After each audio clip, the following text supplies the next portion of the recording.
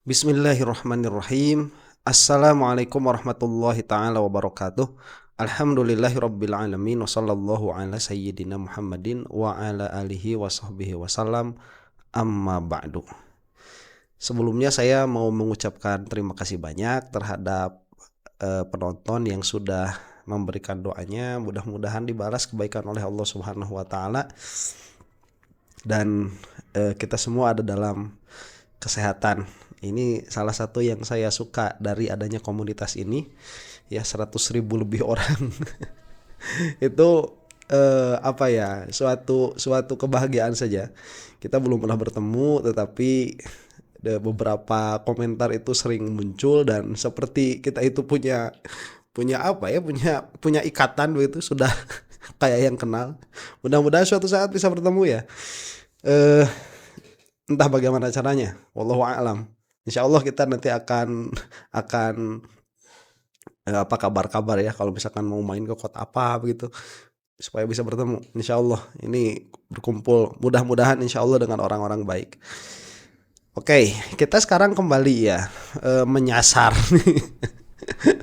kumpulnya orang-orang aneh di dalam permasalahan ijazah palsu itu. Ini kok penggemarnya ada aja ya. Salah satunya ya kita ini. Ini diklik videonya karena memang masalah ini menarik.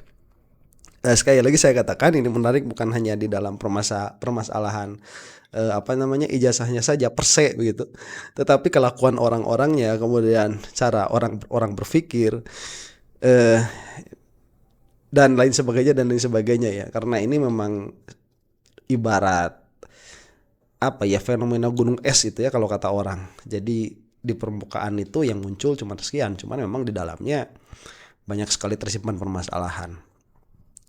Nah, ada yang menarik dari apa yang kita akan kupas kali ini, yaitu permasalahan Egy Sujana lagi. Dia itu nggak berhenti begitu ya, keliling-keliling podcast, kemudian keliling kantor polisi malah untuk mendiskreditkan Roy Suryo dan kawan-kawan. Nah, terlepas ya, tatkala kita itu misalkan setuju dengan satu permasalahan itu, kan kita tidak perlu setuju dengan semua yang dikatakan oleh orang yang mempermasalahkan hal itu. Yang saya maksud di sini Roy Suryo, kemudian Pak Arismon, kemudian siapa Dokter Tifa begitu. Ya kita tidak perlu juga harus setuju dengan semua yang dikatakan oleh beliau-beliau itu, tetapi di dalam kegigihan mereka untuk mengungkap permasalahan ijazah Jokowi ini, kita kan harus mengapresiasi ya, dan sedikit banyak itu mewakili perasaan kita yang sedikit banyak juga gemes sama permasalahan Jokowi. Sekarang ini Pak Prabowo juga sudah banyak diserang ya. Saya bukan tidak mau mengkritisi beliau, Pak Prabowo, itu bukan berarti saya tidak mau, cuman ini supaya tidak terlepas saja dulu karena hampir di ujung ini, entah berapa tahun lagi ya. Mudah-mudahan juga kita tidak terlalu berlarut-larut di situ. Cuman sampai saat ini masih menarik. Nah, Bang Egy sekarang ada di mana? Kita katakan Abah Egy saja ya, karena makin saya melihat videonya, kemudian dia itu kan tidak bisa lepas omongannya itu dari mencatut terjemah Quran, tidak bisa lepas juga dari mencatut terjemahan hadis, yang mana banyak errornya, banyak salahnya, dan ini menarik untuk dibahas. Saya kira begitu, dan bukan menjadi sebuah kebetulan mungkin tatkala kita itu melihat orang-orang yang sudah abah-abah itu banyak yang sesat ya. Abah awas tuh sesat, Abah Setu. Itu banyak orang yang mengidolakan Abah Setu. Saya lihat di kolom komentar itu, ya Allah, kasihan sekali nih orang-orang yang tidak mengaji ya, tidak tahu sumber Islam yang sudah terakumulasi selama ribuan tahun, itu tertipu sama omongannya Abah Setu. Yang mau saya membahas Abah Setu lagi, tolong tuliskan di bawah komentar ya. Dan kalau ada yang ada yang punya ide untuk saya membahas apa, silahkan tuliskan di kolom komentar, karena komentar itu insya Allah saya baca, cuman mungkin mohon maaf tidak bisa dibalas satu-satu karena banyak begitu ya. Maunya sih dibahas, apalagi yang sering-sering komentar tiap saya bikin video, tiap komentar itu, waduh saya senang sekali itu. Terima kasih banyak, mudah-mudahan tidak bosan. Jadi kalau misalkan ada ide atau ada permintaan sesuatu untuk membahas, silahkan tuliskan di kolom komentar. Nah, jadi itu bukan kebetulan sepertinya orang-orang itu semakin tua itu pikirannya semakin tumpul, kemudian apabila mereka tidak memiliki prinsip yang baik di dalam memahami agama, pada akhirnya omongan mereka itu melantur. Dan tidak terlepas sosok yang akan kita bahas ini, yaitu Abah Egy. Kita akan saksikan saja ya langsung bagaimana loncat-loncatnya pemikiran Abah Egy Sujana ini. Mari kita simak ya, markimak. Bang Egy, kita balik lagi ke soal ijazah Jokowi, asli atau palsu. Hari ini apa yang Anda yakini terhadap ijazah Jokowi? SMA lah paling tidak. Ya, saya yakini belum pernah lihat aslinya. Baik di pengadilan. Itu artinya Anda yakin bahwa palsu atau? Nggak boleh, itu tafsir Anda. Nggak boleh, hukum itu tidak boleh menafsirkan begitu. Letterlock saja. Oke. Kan Anda nanya bagaimana. Nah, bagaimana itu sampai detik ini, sejak di pengadilan dulu 2022, 2023 sampai 2024 ya, tidak pernah diperlihatkan yang asli. Sampai terakhir di Solo nggak diperlihatkan. Nah, tapi saya tidak boleh berkesimpulan kalau gitu ijazahnya palsu. Ya nggak bisa dong. Orang belum ada kepastian itu dari mana ilmu. Itu kan urusannya pengadilan, urusannya UGM. Kalau kayak UGM ya kan nggak yang SMA kan nggak dibahas, sudah selesai kan. Nah, atau juga yang terkait lainnya. Iya, ada yang... Sebentar ya. Nah ini Egy Sujana nih kok jadi tulol ya. Masalahnya begini Egy Sujana, kemana pikiran itu saat Anda itu belum datang ke Solo ya, pemikiran itu kan nggak ada, pikirannya palsu, ijazahnya palsu, itu ada kok videonya. Makanya Anda sampai diperkarakan sama Jokowi, itu yang pertama. Kemudian yang kedua, kalau mengatakan kita tidak boleh memberikan kesimpulan, itu kan belum, persidangannya belum selesai. Yang tidak boleh melakukan kesimpulan itu Anda sebagai orang yang berkutat di dalam permasalahan hukumnya. Jadi di dalam permasalahan hukum per se itu memang belum ada kesimpulan ya. Cuman kalau di dalam narasi publik itu sudah ada bisa kesimpulan sebelum adanya persidangan. Malah kepolisian itu kan, makanya kenapa mereka mentersangkakan Roy Suryo dan kawan-kawan, mereka itu sudah punya kesimpulan bahkan sebelum ijazahnya Jokowi itu dikeluarkan. Jadi kalau yang namanya kepolisian, yang mana mereka itu adalah penegak hukum, yang mana mereka itu tidak melaksanakan penyidikan dan penyelidikan sebagaimana mestinya, itu sudah memiliki kesimpulan hukum, apalagi kita di ruang publik yang tidak melulu yang namanya kesimpulan itu harus merupakan kesimpulan hukum. Itu yang kedua. Kemudian yang ketiga, saya ini jadi teringat terhadap perkataannya Pak Bahaudin ya, yang dari UI Watch itu, bahwa para termul itu level berpikirnya itu level 3 ya. Level 3 itu bukan bagus, jelek. Level 3, bagaimana level 3 itu? Mereka itu tidak mau mempercayai adanya hujan sebelum hujan itu turun. Jadi mereka itu tidak, kalau bahasa kita ya, mereka itu tidak bisa melihat dalil kepada madlul, tidak bisa melihat indikasi terhadap terjadinya suatu aksi. Nah, kalau kita itu kan bisa ya bawa payung sebelum hujan, tatkala melihat ada awan begitu berwarna hitam tebal sekali, ya kita kira-kira aja itu akan hujan. Dan kalau ada orang yang berkata-kata awas hujan, kita tidak perlu melihat adanya hujan dulu. Kita tidak perlu menunggu adanya proses persidangan untuk menyatakan asli atau palsu, karena itu pun bisa dibeli ya, karena fakta persidangan itu bisa difabrikasi. Dia itu bukan sesuatu yang benar secara mutlak. Apa yang benar di dalam persidangan belum tentu itu benar di dalam kenyataan. Yang harus kita lihat di sini adalah banyak sekali indikasi-indikasi yang menunjukkan ke arah sana. Jadi kalau misalkan sekarang Egy Sujana sebagai pembicara publik begitu ya, berkata-kata di hadapan umum demikian dan demikian, tiba-tiba kita tidak boleh memberikan kesimpulan ke sana. Ya bagaimana ini Egy Sujana? Terus kemarin sebelum Anda itu di SP3-kan, sebelum Anda itu dilaporkan oleh Jokowi, kemana pola pikir seperti ini? Nah, ini adalah degradasi di dalam berpikir begitu ya. Kalau kita melihat dalalah-dalalah itu, kita melihat indikasi-indikasi itu, dan indikasi itulah yang menjadikan kita mendiagnosa, kita menganalisa bahwa ijazahnya Jokowi itu PALSU ya, alias nggak asli. Kita terusin dulu nih. Terbaru Bang Egy, peneliti independen Bonatua Silalahi yang kini mempublikasikan ada 2 salinan. Minta maaf itu. Udahlah, yang gitu-gitu nggak bernilai buat saya. Minta maaf apa Pak Bonatua itu ya, saya tidak tahu karena memang Pak Bonatua itu tidak tidak diperkarakan di situ ya. Cuman kan permasalahannya kemarin Pak Bonatua juga mengeluarkan statement bahwa ini kejanggalan-kejanggalannya ada, malah bertambah, malah saya katakan kemarin bisa jadi ada substansi permasalahan baru di sini, yaitu malah administrasi dari KPU yang nggak bisa jadi ya udahlah ya ini kan itu sudah tidak bernilai lagi, udahlah Gini ya, peristiwa hukum itu mau dia medsos kayak apapun, dia mau cerita apa, itu bukan alat bukti kalau tidak dijelaskan di pengadilan. Oke. Ngapain ditanggapi yang begitu? Itu kan cari panggung aja. Sebentar ya, emang Anda juga apa permasalahan pengadilannya di sini? Anda bukan orang yang sekarang sedang berperkara di dalam permasalahan pengadilan kasus ijazah Jokowi. Anda berbicara juga bukan sedang di dalam pengadilan, tetapi sedang di media massa. Ini adalah permasalahan yang lebih besar, lebih luas daripada pengadilan ijazah palsunya Jokowi. Ini lebih luas daripada itu. Makanya bukti-bukti yang didatangkan pada ruang publik itu pasti lebih luas daripada yang didatangkan ke pengadilan. Pengadilan itu dia bukan satu-satunya alat keadilan di dalam proses demokrasi itu, bukan satu-satunya untuk untuk membentuk opini publik. Itu bukan satu-satunya.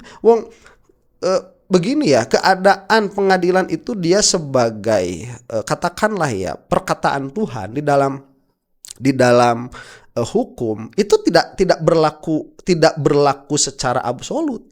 Tidak berlaku secara absolut dalam pengertian bahwa pengadilan itu pengadilan manusia yang ada di kita itu. Dan kalau misalkan Anda ini memang sangat percaya kepada proses pengadilan, kenapa Anda itu meng-SP3-kan diri? Kenapa Anda tidak masuk saja ke pengadilan? Kemudian membiarkan pengadilan nanti yang memutuskan siapa sih yang benar sebetulnya begitu ya? Apakah Anda Egy Sujana yang diperkarakan oleh Jokowi atau Jokowi yang memperkarakan Anda? Anda itu ngomong pengadilan, tapi Anda sendiri tidak datang ke pengadilan. Tidak berani, malah meng-SP3 kan, malah takut datang ke pengadilan. Enggak seperti itu. Mereka wajar begitu kan, belum pada terkenal. Oke, jadi kalau mau memberi paham kepada publik, mereka wajar bukan pada. Kok begitu pola pikirnya sekarang gitu ya? Jadi kita itu mempermasalahkan masalah Jokowi karena pengen terkenal begitu.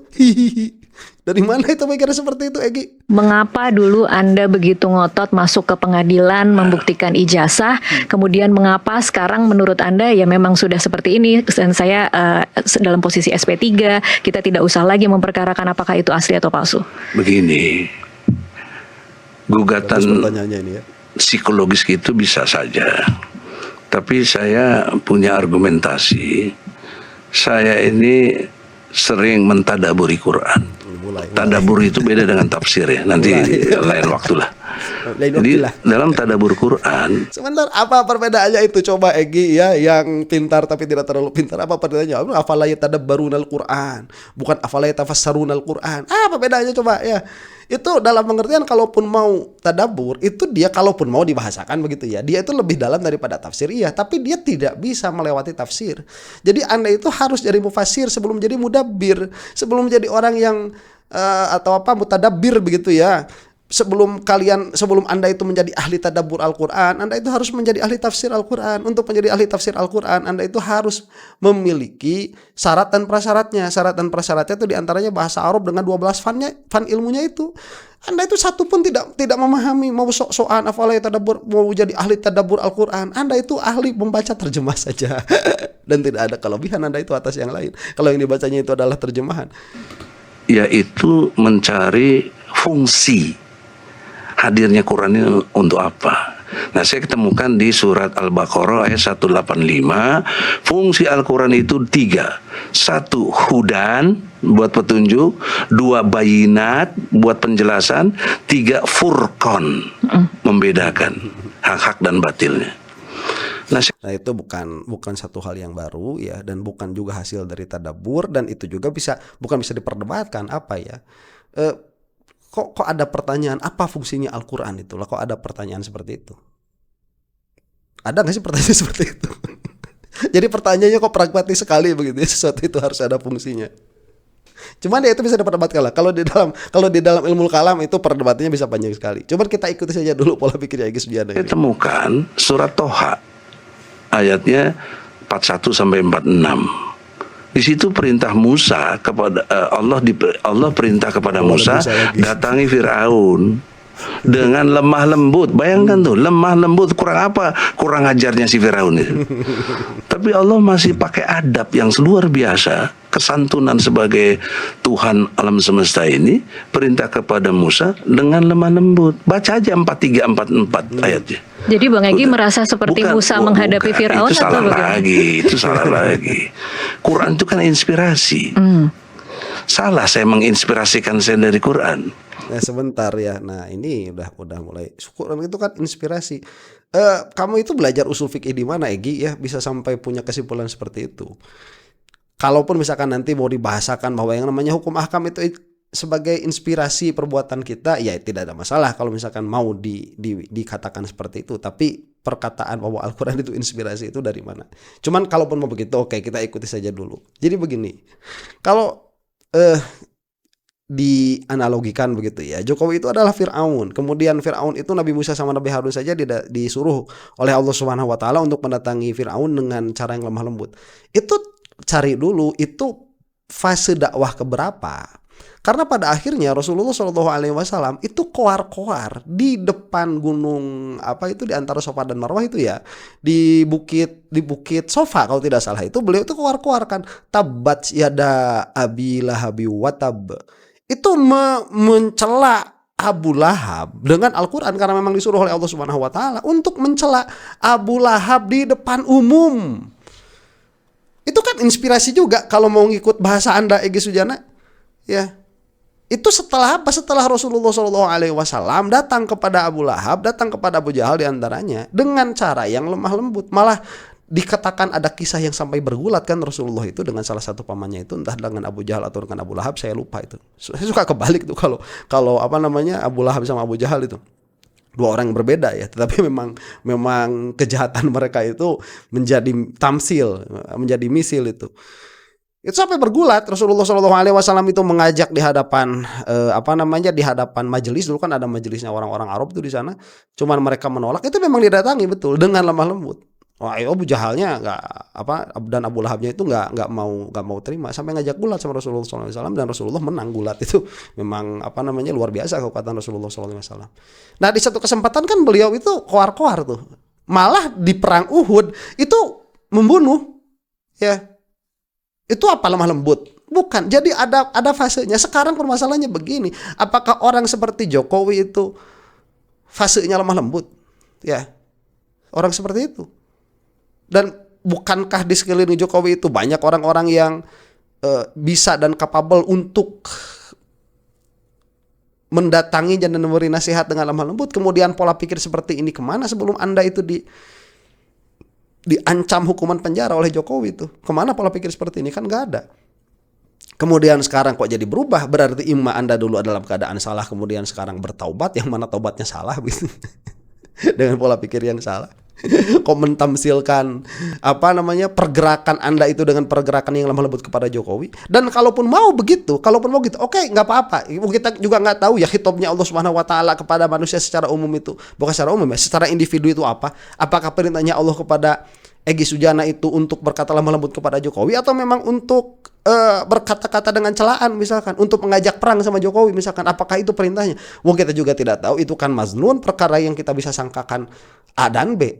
Cuman kalaupun iya, kenapa kamu itu malah berbalik dengan Roy Suryo? Sekarang Roy Suryo mau kamu pakaikan seperti apa? Kalau kepada Jokowi saja diibaratkan misalkan sebagai Fir'aun, atas pola pikir kamu begitu ya, harus berbicara dengan lemah lembut. Kenapa kepada Roy Suryo tidak berbicara dengan lemah lembut, malah memenjarakan? Ini pola pikir sengklek macam apa ini? Egy Sujana ini. Aliran sesat ini. aliran listrik. Dia saya imani kok. Kamu iman gak sama Al-Quran? Iya, makanya pertanyaan saya, apakah dengan inspirasi itu kemudian Bang Egy merasa seperti menghadapi Fir'aun gitu? Kamu iman sama Al-Quran? Iya, iman kita sama Al-Quran. Bukan iman, kita mah tahu Al-Quran itu benar. Bukan hanya mengimani dalam pengertian bahasa Indonesia begitu. Mengiman itu mengetahui itu benar. Tetapi apakah yang kamu tafsirkan dari Al-Quran itu benar? Yang kata kamu mau mentadaburi dari Al-Quran, itu yang kamu tadaburi itu hasilnya itu benar atau tidak? Itu yang jadi permasalahan, dan kita berdebat di situ, bukan berdebat di dalam benarnya Al-Quran. Egy ini bukan salah. Saya inspirasinya dari situ. Saya mau mencoba. Ini ayat ini luar biasa nih. Saya mau cobalah. Salah saya mencoba begitu. Enggak lah, jangan dikira saya enggak istiqoroh. Istiqoroh mohon ya Allah, ya Allah. Kalau enggak benar jangan sampai jadi ya Allah. Itu Iya, bukan sebentar, Bos. sebentar. Istikharah itu istikharahnya sunnah. Hasil istikharahnya itu bisa jadi kamu membacanya benar, bisa jadi kamu membacanya salah. Nah sekarang begini dulu ya, kalau kita mau ngobrolin misalkan sholat istikharah, apa syaratnya, apa rukunnya, dan apa yang membedakan sholat itu dengan yang lain, apakah kamu itu sudah melakukannya dengan benar atau tidak? Kan belum tentu juga. Cuma kalau orang kayak gini ya, saya lihat bermadhab saja tidak. Mungkin sholatnya juga, mungkin saya katakan mungkin sholatnya juga tidak sesuai dengan salah satu madzhab. Mungkin jika begitu keadaannya, therefore tidak sah keadaan sholatnya. Jika keadaan sholatnya tidak sah, ya lawazimnya ke sana banyak. Cuman sekali lagi, yang seperti ini tidak bisa dijadikan tidak bisa dijadikan hujah, dia tidak bisa dijadikan argumen, karena itu ada pengalaman pribadi yang tidak ilzam kepada siapapun, begitu. Ya, ada beberapa minggu orang udah datangin saya tuh supaya ke Solo itu, banyak sekali dari mereka itu. Tapi saya tolak. Bahkan ada tawarannya menggiurkan juga saya tolak. Dan akhirnya mengiyakan Karena ayat tadi. Wah, ini bener nih. Saya mau coba apakah Jokowi ini Firaun apa tidak. dan ternyata Tidak. Kenapa? Nah, bedanya nih lihat ya. Sebentar, ternyata tidak. Ya udah tuh, jangan, kalau ternyata Jokowi itu bukan Firaun, jangan didatangi dengan lemah lembut atau berarti tidak berarti itu ayat itu. Kalau misalkan oh enggak, ini Firaun aja begitu, apalagi Jokowi. Ya terus kamu kenapa sama RRT nyerang atau siapa? Egi nanti juga bakal ada kalau nggak salah di sini perkataan serangan terhadap RRT itu. Kalau Musa tidak diterima oleh Firaun, dimaki-maki, dikejar sampai ke tengah laut, sebelum masuk laut itu, there is no way back, there is no way out, nggak ada jalan keluar, nggak ada jalan kembali. kalau Jokowi berdiri menyambut Anda dan kemudian perintahkan SP3 gitu. SP3. Jadi kalau Musa pakai tongkat, saya pakai tiket nyebrang ke Malaysia. Apa susahnya, beda tongkat bertingkat. Tapi saya tidak menyamakan saya dengan Musa. Salah lagi orang-orang itu. Kok gondok amat sih? Kalau saya baca Quran kok dimasalahin. Oke. Sebentar, orang presenternya juga pengen ketawa. Saya juga pengen ketawa. Ya udah, itu terserah dia lah ya. Cuman kan kita tidak bisa berargumen dengan pengalaman pribadi seperti itu. Ini benar atau tidak? Itu ada alat-alatnya dan lain sebagainya. Ini orang ngomong udah ngelantur aja kemana-mana. Bang Egy, jadi kapan kasus ini akan selesai kalau menurut Anda? Kalau konteks hukum belum selesai. Masih panjang ya? Bukan masih panjang, bukan begitu logikanya. Khusus yang kaitan dengan Roy Suryo. Nah, pertanyaan saya, Roy Suryo kenapa diminta SP3? Ente nggak gentle dong, itu udah yakin 99,9. Mungkin ngikutin Bang Egy kali. Kan saya dikecam pecundang, kan saya dikecam pengkhianat, kok ngikutin saya? Sebentar Egy, kamu itu harus paham, beda. Roy Suryo itu meminta SP3 sebagai konsekuensi dari apa yang dilakukan kepolisian sama kamu. Dan itu pun banyak permasalahannya, dan kamu tidak bisa menutup mata bahwa itu banyak permasalahannya. Yang berbicara ini banyak permasalahannya bukan saya, bukan cuma Roy Suryo misalkan. Itu ahli-ahli hukum mengatakan banyak sekali permasalahan dari SP3 yang dikeluarkan oleh kepolisian kepada kamu lewat Jokowi itu. Jadi yang dipinta oleh siapa? Roy Suryo dan kawan-kawan pada akhirnya apa? Adalah konsistensi di dalam penegakan hukum. Itu yang dipinta. Makanya mereka itu kalau memang pengennya SP3, mereka datangnya ke Jokowi kayak kamu. Tapi yang mereka inginkan itu konsistensi di dalam penerapan hukum supaya tidak ada diskriminasi, supaya ini tidak menjadi tidak menjadi presiden buruk di dalam penegakan hukum yang ada di Indonesia. Jangan hanya karena misalkan begitu. Ya, ini kan permasalahan hukum, permasalahan pidana, sebagaimana dikatakan oleh ahli-ahli pidana, yang ini pada awalnya juga adalah pelaporan mengenai peristiwa, bukan pelaporan mengenai orang-orang. Kemudian keluarlah para tersangka itu oleh kepolisian. Kemudian dicabutlah begitu ya beberapa sangkaan atau tuduhan atau katakanlah dakwaan begitu ya, kalau kita mau katakan dakwaan kepada beberapa tersangka ini. Loh, itu kan deliknya sama tuh, laporannya sama. Maka ada perkara bahwa ini tidak terjadi di situ, di dalam semua orang-orang yang terjadi yang ada di situ. Itu kan perkataan Pak Ugroseno lebih kurang seperti itu. Jadi bukan hanya karena Pak Roy Suryo itu pengen SP3, bukan hanya karena itu. Ini adalah masalah penegakan hukum. Begitu. Dan kita bisa berdebat di situ, dan Anda juga bisa berdebat di situ.